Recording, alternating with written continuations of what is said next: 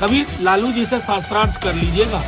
मंदिर और भगवान के बारे में जितनी जानकारी उनको, अब उस बयान को मंदिर पर हमला, राजद का मंदिर पर हमला, हर धर्म के प्रति संभाव राजद के डीएनए, हर जाति के प्रति सम्मान हमारे डीएनए में। मैं कुछ बातें रखूंगा, उसके बाद आप स्वतंत्र हैं कि आप जो भी सवाल पूछना चाहें, क्योंकि हमारी प्रेस कॉन्फ्रेंस भाजपा की प्रेस कॉन्फ्रेंस की तरह नहीं होती है जहां एक आलाप होता है, यहां अंतरालाप होगा। तो उस दृष्टिकोण से मैं कहता हूं, अभी बीते एक हफ्ते से आप सब ने देखा होगा साथियों, पूरे देश में और कोई मुद्दा नहीं था। एक मनगढ़ंत मुद्दे के आधार पर महागठबंधन की सरकार प्रतिदिन गिराई जा रही थी, लोगों के बीच में मतभेद मनभेद बताया करता था, और एक पार्टी की अंदरूनी बदलाव को राष्ट्रीय स्तर पर ले जाकर के यूं बताया गया कि छीका टूटेगा, किसके भाग से पता नहीं। खैर, उस पर सब पर विराम लगा दिया माननीय मुख्यमंत्री जी ने, निवर्तमान अध्यक्ष जदयू ने, और हमारे नेता तेजस्वी जी ने। अब देखिए, मैं आप मीडिया के साथियों से आज हाथ जोड़ के एक विनती करता हूं। आज सुबह से चलाई जा रही है एक बात हमारे एक विधायक के संदर्भ में, उनके बयान को लेकर के मैं आपके समक्ष एक दो चीजें रख देना चाहता हूं। हर धर्म के प्रति संभाव राजद के डीएनए में है, राष्ट्रीय जनता दल के डीएनए में है। हर जाति के प्रति सम्मान हमारे डीएनए में। लेकिन क्या हम सावित्री बाई फुले को भुला दें? सावित्री बाई फुले और महात्मा फुले, सावित्री बाई फुले कौन थी शायद हमारे भाजपा के लोगों को नहीं पता होगा। मैं जानता हूं, क्योंकि उनका इंटेलेक्चुअल कैपिटल, बौद्धिक पूंजी शून्य है। लेकिन सावित्री बाई फुले ने जो मंदिर के संदर्भ में कहा, विद्यालयों के संदर्भ में, शिक्षा के संदर्भ में कहा, आप उस संदर्भ को जब कोई एक विधायक हमारे उद्धृत करते हैं तो एक वंचित समाज की से आने वाली महिला के लिए और उनके विचारों के लिए आप किस प्रकार की टिप्पणी करते हैं? मुझे हैरानी सिर्फ इस बात की है कि एक संदर्भ में चीजें थी, एक वंचित शोषित समाज को जगा रही थी, जिसे आज भी जागने की जरूरत है। अब उस बयान को मंदिर पर हमला, राजद का मंदिर पर हमला। अरे साहब, जितना कभी लालू जी से शास्त्रार्थ कर लीजिएगा। मंदिर और भगवान के बारे में जितनी जानकारी उनको है, हमारे दल के लोगों को है, शायद हमारी जानकारी बनावटी नहीं है।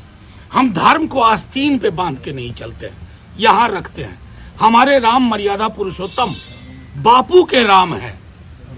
हमें हमारे राम किसी से घृणा नहीं सिखाते हैं। हम हे राम वाले राम के लोग हैं। अब भाजपा तय करे वो क्या है। मैं सिर्फ आपको ये कहना चाह रहा था, एक बयान जो एक वंचित शोषित समाज को अलग जगाने के लिए वो बयान दिया गया, और उस बयान के बाद जिस तरह की प्रतिक्रिया दी जा रही है, और मीडिया के हमारे साथियों, आप लोग कम से कम कुछ अनुसंधान कर लिया कीजिए। बड़ी मुश्किल होगी कि कबीर अगर आज आकर के हमारे बीच में कहें हन पूजे हरि मिले तो मैं पूजू पहाड़, ये तो सीधे आक्रमण है ना मूर्ति पे। कबीर ने किया ना। अब कबीर अगर पटना के जेपी गोलंबर पे आके यही बात कह दें, आप उनका भी लिंचिंग कर देंगे, बीजेपी के लोग लिंचिंग करवा देंगे। इस देश का एक बौद्धिक परंपरा रही है,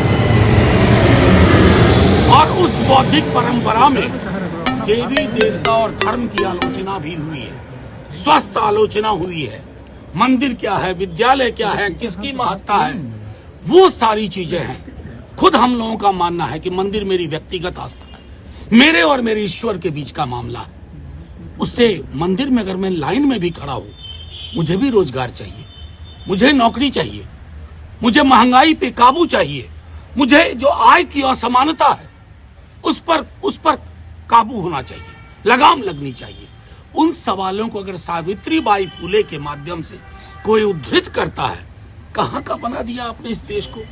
महासागर वाला चरित्र था इस देश का, आपने तो इसको तालाब की तरह गदला बनाने की कोशिश कर डाली है। तो मैं आप लोगों से यह आग्रह करूंगा कि राजद का पक्ष स्पष्ट है, सर्वधर्म समभाव, सबके बीच में समन्वय। लेकिन मेरी आस्था मेरी व्यक्तिगत चीज है, इसका सार्वजनिक और भोंडा प्रदर्शन भगवान को भी परेशान करेगा।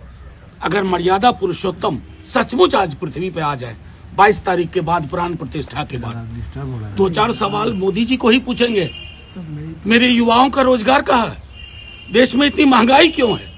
लोगों के बीच में संपत्ति का बंटवारा इस तरह का क्यों है कि 5 समृद्धि के टापू के समक्ष सब लोग नतमस्तक हैं? ये मर्यादा पुरुषोत्तम भी पूछेंगे। लेकिन मर्यादा पुरुषोत्तम की उस छवि को मोदी जी समझते नहीं है, भाजपा के लोग नहीं समझते।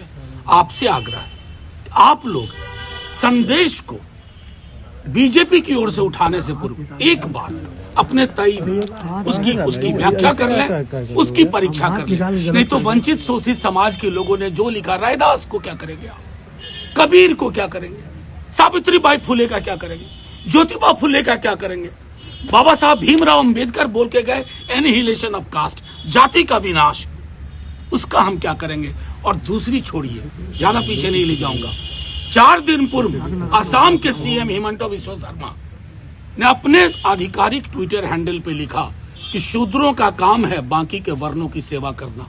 ये हिंदुस्तान है आधुनिक भारतवर्ष, संविधान से चलने वाला। मुझे दुख हुआ कि मीडिया के एक बड़े वर्ग ने उसको चलाया ही नहीं। तो ये जो है ना, ये लेवल प्लेइंग फील्ड नहीं है। बस आप लोगों से इतना आग्रह है, आप सबों को नव वर्ष की मंगल कामनाएं, शुभकामनाएं। आप लोग खूब तरक्की करें, आपकी माइक बुलंद भी रहे, स्वतंत्र भी रहे।